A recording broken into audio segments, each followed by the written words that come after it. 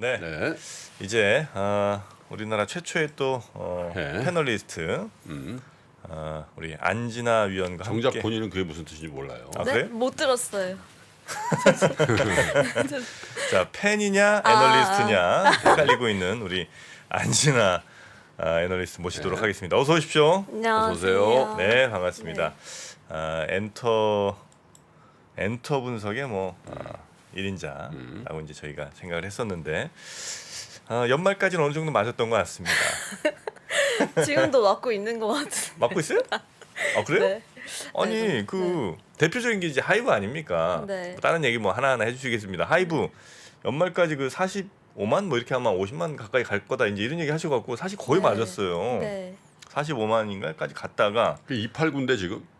네. 27만 이렇게 지금 떨어졌다고. 28만 9천 원 어제 네. 전일 종가로는 네. 그 네. 정도 됐고요. 그러니까 하이브뿐만이 아니라 이제 엔터 포함한 전반적인 성장주들이 이제 11월에 고점을 찍고 미국의 좀 금리 10년물, 2년물들이 좀 가파르게 올라가면서 금리차 스프레드가 축소되는 네. 와중에 성장주들이 전반적으로 조정을 받았고요. 음. 엔터 같은 경우는 평균적으로 한 30에서 35% 정도 조정을 실적 전까지는 지속해서 한 3개월 정도 받은 상황입니다. 그래서 그 이후에 이제 실적 발표 엔터 4사 모두 다 호실적을 기록을 했고, 그다음에 이제 오프라인 콘서트 재개 움직임이 좀 보이면서 이제 다시 좀 반등하는 추세 구간에 좀 진입을 했다라고 봐주시면 될 것 같습니다. 그렇습니까? 네. 지금부터 이제 올라가는 구조적인 국면이다. 요인이고, 네, 매크로에 의한 좀 수급 이슈에 기인한 거고, 네. 이제 엔터 전반적으로 실적에서도 이제 증명을 해줬듯이 뭐 펀더멘탈이나 뭐 향후의 성장성이나 뭐 이런 코로나였든 위드 코로나든 모멘텀은 향후에도 살아 있다라고 네. 봐주시면 될 것 같습니다. 네. 아 그래도 우리 안 의원님은 고집이 있으시더라고요. 지금도 목표 주가 45만 원입니다. 아, 그걸 고집이라고 표현하면 안 되지. 아, 그래요? 그럼 애널리스트의 분석의 결과라고 해야지. 고집이라고 표현하면 27까지 떨어졌는데 소신. 원래 이렇게 그렇게 떨어지면 다시 낮춰야 되는 거 아니에요? 아니에요? 원래 빠질 때 오히려 담으라고 말씀을 드리고 올랐을 때 팔아야 수익을 낼 수 있는 거 아닌가요? 아 그렇습니다. 아유 고맙습니다. 자 그럼 이제 하나하나 우리 안진아 의원님께 좀 네. 여쭤보죠. 일단 제일 그래도 많이 뭐 보고서도 내시고 가장 또 관심 있으시고 참 콘서트 다녀오셨습니까? BTS? 네, 이게 오프라인 콘서트. 아니 이게 언젠데 그걸 아직도 그걸 달고 있어요. 이게 안 빠져가지고 자르기 싫어서 이거 진짜 미치겠다. 이거 팔찌처럼 착용하고 있고요. 이제 네 오프라인 콘서트를 1회만 갔다 왔고, 네. 네 그다음에 이제 라스베가스에서 열리는 것도 저는 곧 갈 예정입니다. 라스베가스까지? 네 가려고 생각하고 아 있습니다. 근데 그건 개인 차원에 가는 거예요? 아니면 출장이에요? 아니면 협찬이에요? 출장 겸 그리고 개인적으로 콘서트 티켓 구매해서 가는 걸로. 가면서 그러니까 저는 노는 게 일하는 거니까. 네. 야, 가서 근데 전국의 그 저기 취업 준비생 여러분 아 이렇게 이렇게 애널리스트를 하세요. 그리고 업종은 센터장님한테 잘 얘기해서 엔터 업종을 달라고 하세요. 그럼 노는 게 일하는 거가 되네. 네, 저는 제가 네 즐겁게 일하고 있고, 미국 같은 경우는 합법적으로, 그러니까 합법이라는 게 좀 말이 그렇게 한데 티켓이 또 리셀이 돼가지고 그런 것들 좀 구할 수가 있습니다. 좀 풀미를 얹어서 네 구할 수 프리미엄으로? 있어요. 네 구할 수 있고, 그리고 라스베가스 같은 경우는 제가 뭐 얼마 전에 국내 콘서트 갔다 와서도 뭐 짧게 리포트를 썼는데 네. 해외 투어를 많이 했지만 라스베가스에서 투어는 처음이에요. 그래서 네. 그런 것도 의의가 있고, 이제 BTS 같은 경우는 그래미 어워즈 때문에 또 4월에 출국을 합니다. 그래서 한국에서 국내에서 3회 콘서트를 했고, 이제 라스베가스에서 4회 또 콘서트 예정이 있습니다. 콘서트 같은 경우는 온라인으로 진행을 하든 오프라인으로 진행을 하든 무대를 꾸미고 제작하는 데 있어서 어차피 원가는 똑같이 들어가는 상황이기 때문에 그렇겠죠. 최대한 이제 공연 횟수를 많이 하는 것이 이제 마진을 더 끌어올리는 데 좋은 요인이 되고요. 말씀하신 것처럼 이제 BTS 콘서트를 예를 들면 오프라인 콘서트 3회 중에서 이제 1회차랑 3회차 공연은 이제 온라인 같이 위버스 샵에서 진행이 됐고요. 네. 2회차 공연은 이제 온라인 생중계로 이제 글로벌 뷰잉 뷰잉이라는 것들을 도입을 했습니다. 글로벌 뷰잉. 네, 그래서 이제 전 세계 영화관에서 저희 뭐 올림픽이나 축구 같은 것들 할 때 영화관을 네. 빌려서 이제 보듯이 이런 것들을 네, 영화관에서 이제 생중계하는 것들이 한 75개국에서 이루어졌다라고 네. 봐주시면 될 것 그 같아요. 몇 명이나 봤습니까 그게? 그래서 온라인 스트리밍 같은 경우는 이제 네. 191개 국가에서 한 100만 명 정도 봤고요. 그리고 2회차 중간 콘서트 때 실시간 라이브 방송 이제 전 세계 국가에서 하는 라이브 뷰잉은 언론에는 한 150만 명으로 발표가 됐지만 제가 이제 계산을 해보면 이것도 한 93만 명 정도 집계가 됐습니다. 이것도 다 유료인 거죠? 네, 그래서 라이브 뷰잉 같은 경우는 이제 시네마에서 저희가 영화관 극장에서 티켓 끊고 보는 것처럼 보는 건데 보통 이게 한 8달러 정도 되는데 이 콘서트 티켓 가격은 한 35달러 정도라고 봐주시면 될 것 같고요. 35달러? 네, 네. 뭐가 35달러예요? 그 라이브 뷰잉 단가요. 아, 기존에는 한 8에서 9달러 정도 하거든요. 아, 그래요? 그래서 한 4배 정도 높게 책정이 됐었고 제가 또 이번에 오프라인 콘서트 같은 경우는 국내에서 처음 열리는 콘서트였습니다. 코로나 이후 처음 열렸는데 티켓 단가가 좀 올라갔어요. 그래서 Q랑 P가 좀 동시에 올라가는 구간이라고 봐주시면 될 것 같고 네. 코로나 이전에는 이제 일반석이 한 11만 원 정도 됐었고 VIP가 한 15만 원에서 18만 원 정도 가격대였는데 지금 이번에 처음 열린 콘서트는 이제 16만 5천 원이 일반석 가격이고 그다음에 VIP가 22만 원 정도. 그럼 한 30-40% 오른 네, 거네요. 그 정도 올랐습니다. 근데 네. 다 찼죠, 당연히. 네, 그래서 네, 다 찾고 한국 같은 경우는 좀 거리두기 이런 것들 때문에 네. 올림픽 주 경기장이 국내에서는 이제 가장 큰 규모로 네. 경기가 관객을 수용할 수 있는데 한 회당 원래 한 4만 5천 명까지도 수용이 가능한데 한 15,000명으로 이제 3분의 1 정도만 채워서 공연을 했고요.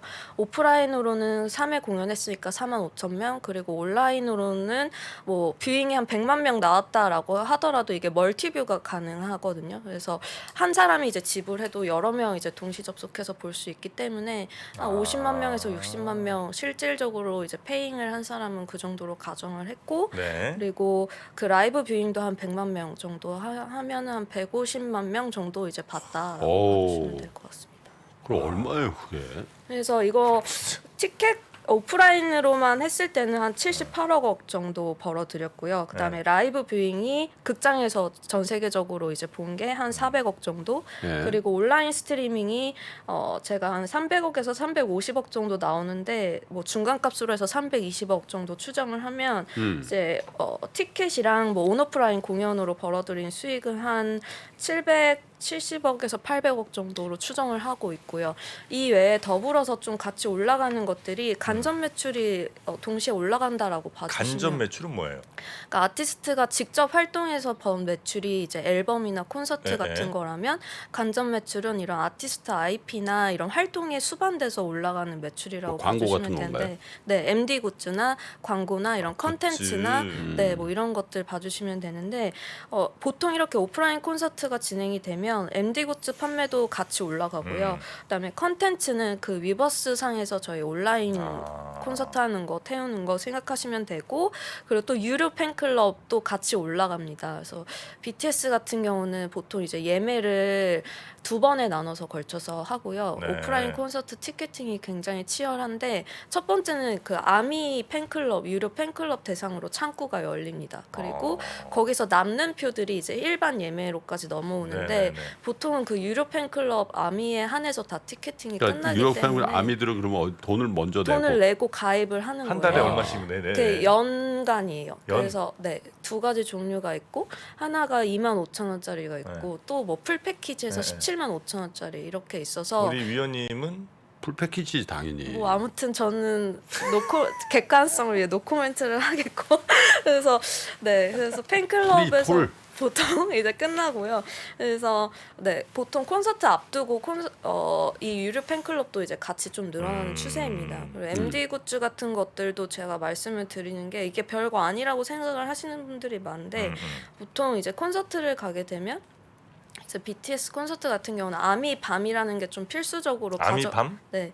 그 이렇게 그걸 오늘 가져올 걸 그랬나? 동그란 이런 응원봉인데요. 아, 야광봉 같은 거요? 네, 근데 그게 이제 다 필수적으로 가져갈 수밖에 없는 게 네. 마지막에는 이제 아티스트들도 그거를 가지고 응원을 유도를 하고 같이 노는 방식으로 참여를 유도를 하는 네. 경우가 많고 그거를 이제 좌석 티켓이랑 앱을 다운 받아서 연동을 시키면 이제 그 아티스트가 부르는 노래에 따라서 곡의 색깔에 따라서 이제 그 봉의 색깔이 또 바뀝니다. 그래서 만약에 뭐 버터를 부른다 이러면 노란색으로 바뀌고 뭐 아미밤이? 네, 그게 자동으로 이제 페어링을 시켜 놓으면은 그 일종의 무대 장치를 같이 연출을 유도를 하는 그럼 것 꽤 같아요. 돈이 나가겠네요, 그거. 그래서 아미밤의 단가는 39,000원이고 이제 거기에 이제 건전지 1,000원까지 하면 4만 원으로 잡으시면 되고요.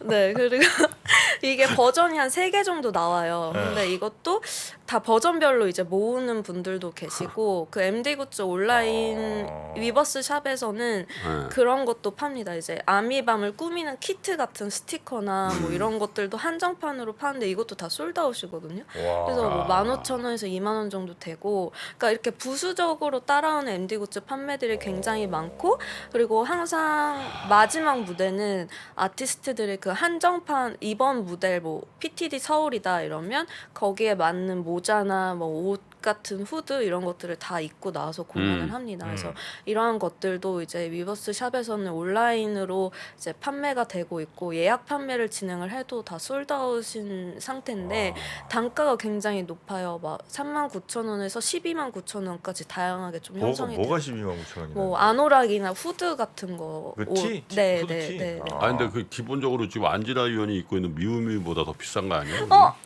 유명을 하시다니. 뭐예요? 이 아저씨 모르지. 뭐가 밉다고? 좋아하는 디자이너. 아시네요. 역시 소장님. 네. 네?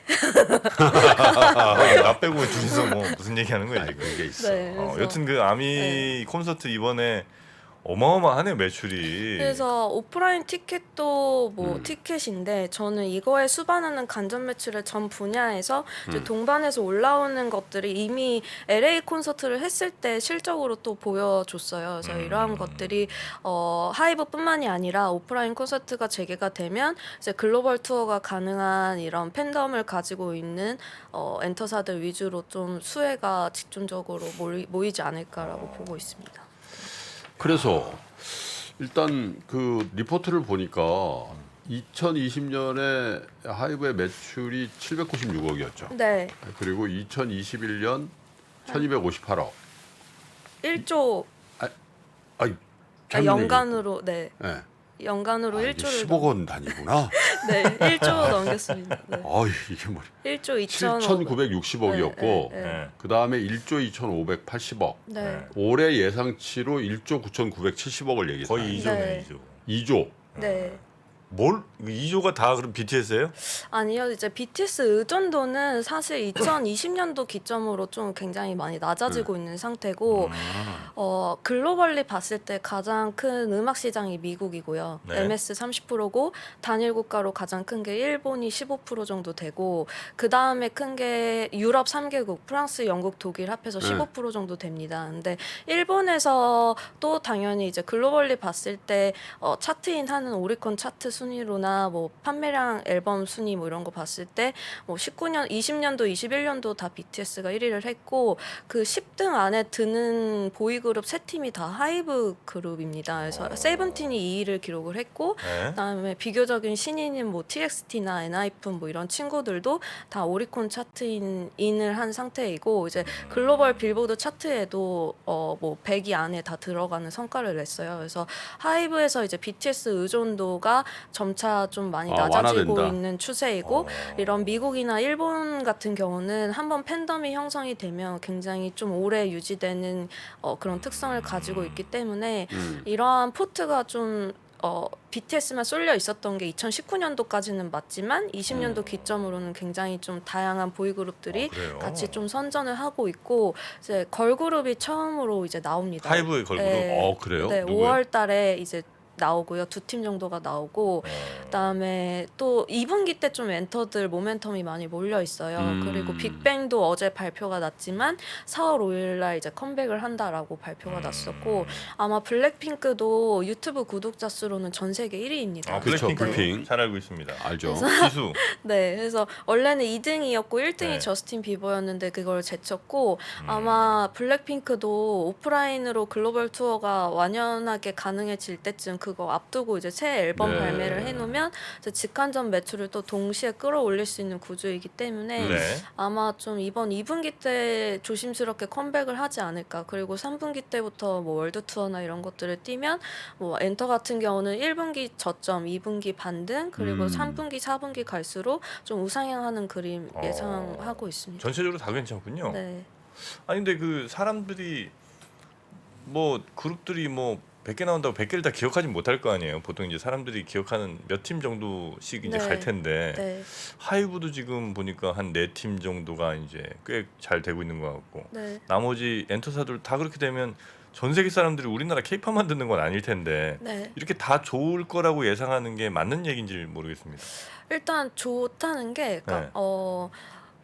일단 오프라인이 재개가 되면 그동안에 그 앨범이랑 콘서트로 잡혔던 직전 매출에서 앨범 판매에만 수익이 잡혔던 게 일단 콘서트에 또 수익이 잡힌다는 말씀을 드린 거고 네.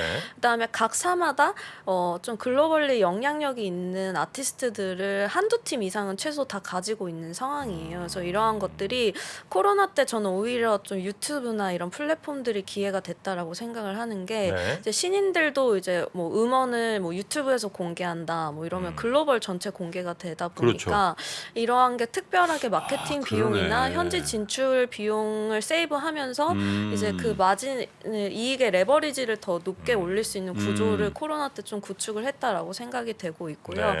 그만큼 K-팝의 위상이 좀 많이 높아졌기 때문에 새로 신인으로 데뷔하는 친구들도 그 덕을 좀 보는 것 같아요. 그래서 뭐 하이브 같은 경우는 지금 보이그룹 4팀이 다 선전을 하고 있고 YG 같은 경우는 블랙핑크 말씀을 드리고 있고 SM은 뭐 NCT 그리고 JYP 같은 경우는 트와이스랑 스트레이키즈 그리고 일본의 니쥬 정도 말씀을 드리고 있습니다. 아, 스트레이키즈 얘기 나왔었잖아요. 스트레이키즈 아시죠? 네, 어제 배웠죠. 어디죠? JYP. 네, 스트레이키즈 네 보이그룹 네. 근데 스트레이는 무슨 뜻이에요? 스트레이? 스트레이키즈요? 네. 저도 잘 모르겠어요. 하이브만 맨날 아니, 관심 갖지 마시고. 저분 BTS 외에는 아니 그 BTS 뭐- 외에는 격가지들이야. 너무하시네. 보니까. 스트레이키즈? 네. 네. 제가 한번 알아보도록 하겠습니다. 하여튼 스트레이키즈 거기도 지금 잘 나가고 있다 이거죠.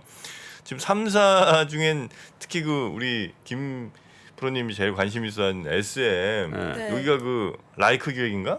아, 그죠? 네. 네, 그게 네. 뭐 200억씩인가 얼마씩 20%씩인가 하여튼 떼먹는다면서요 맨날. 아 그게 정확히는 이제 다트에 공시가 되어 있고요. 네. 원래는 매출액의 연동한 6%였는데 이제 7%로 좀 바뀐 상황인 거고, 네, 그 매출액의 7%가 이제 라이크 기획 쪽으로 나가는 부분이 있습니다. 그래서 이게 영업이익이나 순이익단에 연동을 한 거라면 사실은 그렇게까지 큰 금액이 아닐 것으로 보는데 매출액 기준이죠. 네, 매출액 기준이다 보니까 액수가 좀 크게 많이 잡히는 경우가 있고 SM 같은 경우는 작년 2021년에 굉장히 좀 많이 벌어들였죠. 외형 단에서 이제 NCT 127, 뭐 NCT 드림, NCT 완전체 그리고 에스파 신인 그룹들이 뭐 연이어 히트를 치면서 이제 앨범 판매량 같은 경우는 굉장히 좀 높게 올라온 상황인 거고 자회사들 같은 경우도 이제 적자를 유지를 하던 것들이 적자폭을 좀 축소를 분기를 진행할 때마다 많이 줄어드는 상태입니다. 그래서 네. 뭐 이런 이슈들도 있지만 주가를 전반적으로 이렇게 끌어올린 이슈에는 좀 아무래도 인수설, 뭐 M&A설 뭐 이런 것들 때문에 좀 주가가 많이 올랐던 모습들이 있고 4분기 때 실적은 좀 순이익단에서 보면 굉장히 뭐 일회성 요인들이 많이 잡히면서 컨센을 크게 상회한 모습을 보였습니다. 근데 이게 경상이익으로 좀 잡힌 게 아니라 갖고 있던 자산들을 처분하거나 뭐 관계사 지분에 따른 이익이 들어온 거기 때문에 이러한 것들이 좀 유지될 수 있을지는 향후 실적을 좀 더 지켜봐야 알 수 있는 부분이다라고 말씀을 드리고 있습니다. 네. 요거 뭐 7%씩 가져가는 거는 계속해서 유지가 되는 거죠? 매각 전까지는 네 그렇고요. 그래서 이게 만약에 뭐 ENM으로 가느냐, 뭐 카카오 엔터로 가느냐 말들이 굉장히 많이 나오고 있는데 작년 5월 달부터 이제 지속해서 나왔던 이슈이고 만약에 결정이 되면 사실 이러한 부분들까지도 다 해소가 되는 부분이고 지금 좀 디스카운트 요인으로 지적되고 있는 부분들이기 때문에 매각이 되면 이제 이러한 디스카운트 해소되면서 리스크 요인이 좀 제어가 되다 보니까 좀 그렇죠. 좋게 받아들이고 있는 것 같습니다. 네. 근데 사실 뭐 관심이 사실은 하이브에 많이 가 있죠. 사실 하이브와 SM.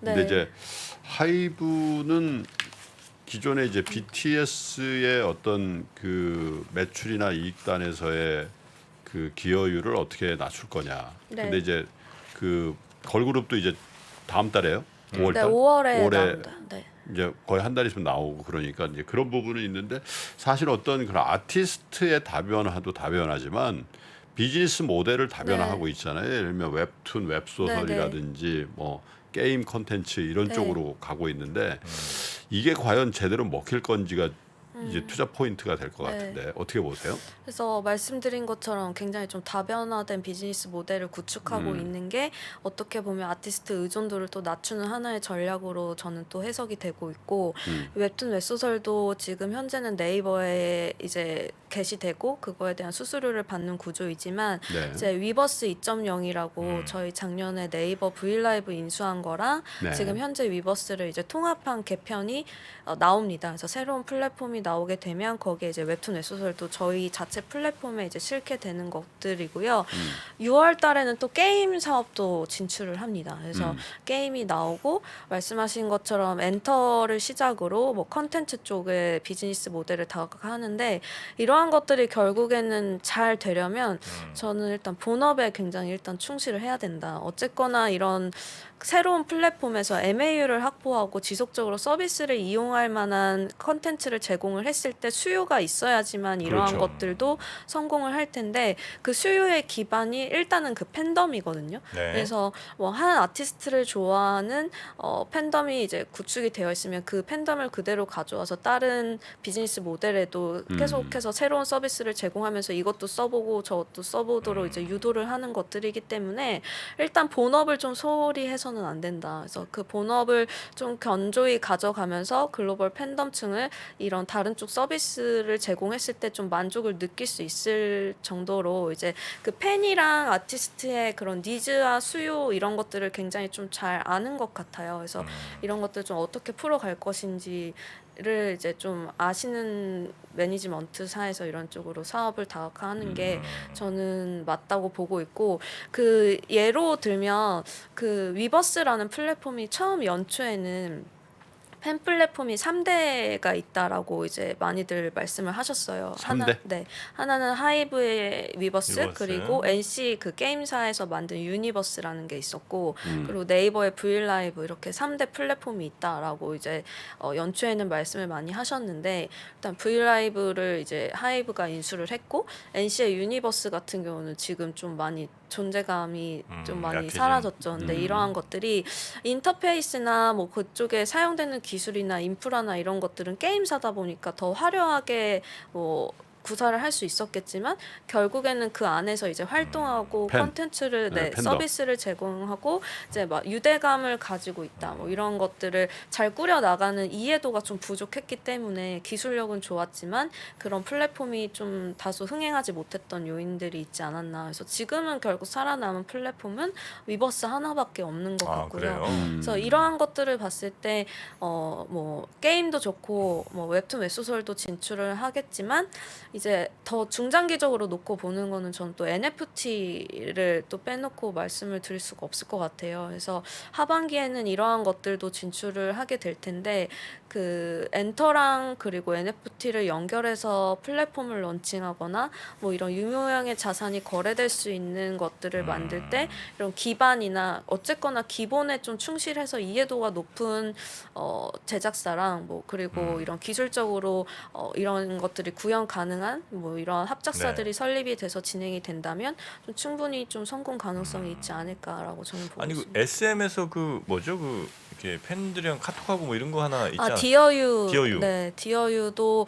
4분기 때 실적은 좀 컨센이라고 뭐 그러니까 하회를 했다라기보다는 기저가 워낙에 높았기 때문에 좀 그로스는 살짝 좀 둔화가 됐고요. 네. 아무래도 좀 다양화된 다각화된 컨텐츠를 지속해서 좀 서비스를 새로운 것들을 제공하는 게 필요한 것 같아요. 그래서 하나의 서비스에 좀 머무르지 않고 뭐 여러 개의 컨텐츠를 즐길 거리를 제공을 하고 또 지금은 디어유 같은 경우는 뭐 아티스트만 있지만 운동 선수들도 편입을 하고 더 나아가서는 해외 아티스트들까지도 영입을 시킨다라고 이제 뭐 발표를 했는데요. 그래서 이러한 식으로 뭐 안에 들어가서 늘 놀 수 있는 즐길거리 아니면 진짜 팬덤이 많은 이런 아티스트나 뭐 인플루언서들을 영입하는 것들 이러한 것들이 뭐 꾸준히 지속적으로 이루어져야 될 과제라고 보고 있습니다. 그래서 네. 어쨌든 엔터 쪽의 탑픽은 하이브고. 네. 아니 이거는 객관적인 거. 네. 맞습니다. 네. 아 이건 네. 객관적인 겁니다, 김프로님. 네. 내가 뭐라 그랬어요? 그러니까 오프라인 재개가 됐을 때, 그러니까 단기적인 모멘텀은 오프라인 콘서트가 가능한 이제 엔터사들 그리고 중장기적으로는 저는 올해 키워드를 NFT랑 메타버스로 보고 있기 때문에 이 둘에 해당되는 것들이 이제 저는 하이브가 가장 좀 앞단에 서 있다라고 이제 말씀을 드리고 있는 거고요. JYP 같은 경우도 어제 좀 많이 올랐어요. 한 8에서 9% 정도 오른 모습을 보이고 있는데 트와이스가 미국에서 월드 투어까지는 아니고 미주 투어를 했는데 7회 정도 공연을 했습니다. 원래 예정은 5회 공연이었는데 모두 다 이제 솔드아웃되는 기록을 트와이스가요? 네네. 그래서 2회를 더 추가 공연을 해서 7회 정도 했고 10만 명 정도 모객을 했고요. 그다음에 4월 달에는 일본에서 돔 투어 예정에 있습니다. 그래서 3회 정도 더 추가 공연이 있고 그리고 스트레이키즈랑 니쥬 같은 경우도 이제 일본 쪽에서는 굉장히 팬덤이 또 두껍기 니쥬? 때문에 네. 미주 아니죠? 네. 니쥬. 네. 그래서 돔 투어가 가능할 것으로 보고 있어서 네. 당장에 좀 이렇게 가시적인 이익이 가능한 엔터사들 위주로 좀 많이 올랐다고 봐주시면 될 것 같습니다. 하기야 이제 하이브도 보니까 그 BTS 말고도 세븐틴도 있고 투모로우 바이 투게더, 엔하이픈. 투모로우 바이 투게더가 바로 TXT입니다. 아 누가 뭐라 그랬어? 아유, 그 누가 요즘 투모로우 바이 투게더라고 얘기합니다. 아니 안진아 위원이 리포트에 아이, 네, 풀네임을 네. 써주니까 내가 쓴 거예요. 아이고야. 티아라에서 멈췄으니. T 뭐라고? TXT요. 그 왜 X를 왜 쓰는 거야? 아이고야. 줄여서 TN. 아니 투모로우 바이 투게더에 X가 어디 있어? 네. 그건 왜 쓰는 거야? 동프로 얘기해봐. 줄여서. T 투모로우. T까지는 아시죠? 그다음에 X는 왜? X가 왜 바이냐? 바이가 왜 X냐 이 말씀 아니에요? 그럼 바이를 뭘로 하시면 좋겠어요? TBT. TBT지. 아이고 팬들 지금 난리 납니다. 이런 식으로 가시면 바이라는 게 그거잖아요, 그죠? 네. 2x2가 뭐예요? 2 곱하기 2. 투모로우 바이 거야? 투게더. 2x2에 바이 투? 아 이거 정말 네. 요 정도 이해로는 엔터 하지 마세요. 엔터는 하지 마세요. 아 근데 이제 자녀들은 이 BTS 공연 간다고 10몇만 원씩 하지. 와이프는 이명웅이 그거 간다고 또 야광봉 사지. 형님들 어디 가세요? 어디? 그 여러분들이 이제 돈이 떨어지죠 그러면. 돈. 제가 솔루션 하나 드릴게. 예. 요번 주 토요일 날 예. 다이내믹 듀오의 최자가 우리 3% 상담소에 나오잖아. 진짜요? 공짜입니다. 공짜지 당연히. 아 다이내믹 듀오입니다. 예, 최자 유명하죠? 알아요 최자? 네, 알아요. 최자. 안다는 표정이 왜 그래? 아니 저 너무 다이나믹 듀오 처음 최자. 들어. 링마벨. 에? 링마벨. 거기에 진짜 명곡 그리고 링마벨. 이적 씨하고 콜라보한 노래를 라이브로 불러드려요. 오. 예. 이번 주 토요일이 진짜 네. 왜냐면 여기 우리 녹화할 때 여기에 혹시 내가 링마벨. 솔직히 깨놓고 여기서 여기 한 하세요? 200명 정도 모였었어요. 진짜요? 네, 바로 그 앞에서. 복도에. 네, 다 그냥 압수하고 네. 가능하잖아요. 네. 공짜입니다. 공짜. 네. 네, 다이내믹 듀오 최자. BTS 볼 거 뭐 있습니까? 최자가 최고죠. 최강입니다, 최자. 그럼요. 네. 자, 그러면 네. 오늘은 엔터 여기까지만 하겠습니다. 시간이 다 됐네요. 네. 우리 안진아 연구원님 이베스트 투자증권에서 오셨습니다. 대단히 고맙습니다. 감사합니다. 디지털 세계에서는 사실 뭐랄까 소유권이라는 개념이 좀 희박하잖아요. 네, 복사가 네. 너무 간편하니까 이거를 이제 보장해줄 수 있는 굉장히 신기술이다.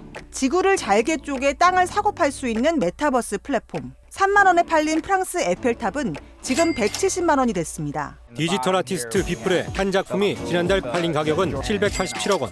그리고 게임 캐릭터 성형을 통해 월 1,000만 원을 버는 크리에이터의 등장까지 새롭게 펼쳐지는 세상에 대한 전망과 리스크를 담았습니다. 여러분도 메타 리치를 꿈꾸신다면 변화의 흐름에 올라타 보세요.